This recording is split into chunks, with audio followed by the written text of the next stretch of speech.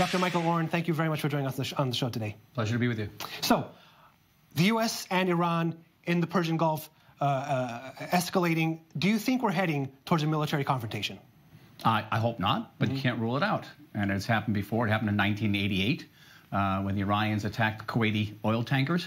The United States put the American flag on those oil tankers, and any Iranians that shot at the tankers, America shot back and shot back very effectively. You know, some seem very worried about President Donald Trump's threats and how he uses them. For example, David Frum, who writes in The Atlantic, recently wrote, "Even as a bluff, the war talk violates the rule. Don't threaten to do something so obviously stupid. Nobody will believe you that you would actually deliver on your threat. You get the worst of all words in that case. The threat will not frighten because it will not be believed. That, in turn, will either push you to do the obviously stupid thing you never intended to do or force you to walk away from your threats and expose yourself as a bullying blowhard." Do you think that Donald Trump knows what he's doing here, or is he playing with fire? I think that once the administration reimposed punishing sanctions on Iran, and not just reimposed, but imposed even sanctions that far exceeded those that were placed by the Obama administration on Iran. Once Secretary of State Pompeo came out with 12 demands from Iran that have effectively negated the Iranian regime's reason for being. They had to stop being jihadists, stop supporting terror, get out of Lebanon, get out of Syria, get rid of their ballistic missiles, stop threatening Israel with destruction.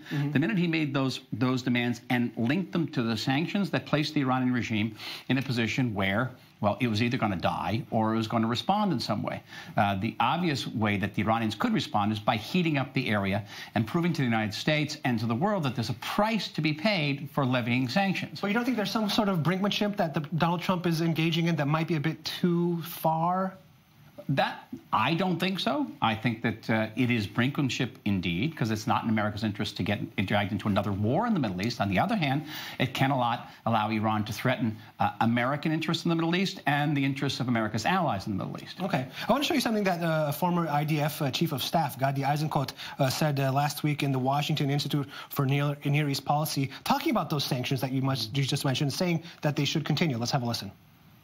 I believe that without sanction and designation, we will continue to see the Iranians try to achieve nuclear capability. The question is not if, it's when. And to try to increase the effort to achieve regional hegemony. So how Absolutely right. He's right? Yes. I mean, how can you say that the sanctions are working if, for two reasons, if Iran has begun to relax its restrictions on the nuclear program, which it hasn't brought about regime change, so are they working? Well, it hasn't been that long. Because they left the deal a while ago. I think one of the reasons that the Iranians are reacting the way they do is because they are working. They're kind of working, and the Iranians have to calculate the possibility that they may have a two-term President Trump. Which means many more years of ever-increasingly painful sanctions. So they're thinking about, okay, how can we get out of this? We can show to the world that we can heat up the Middle East, and we can exact a price for these sanctions. And we're not going to go peacefully into that dark night of dying.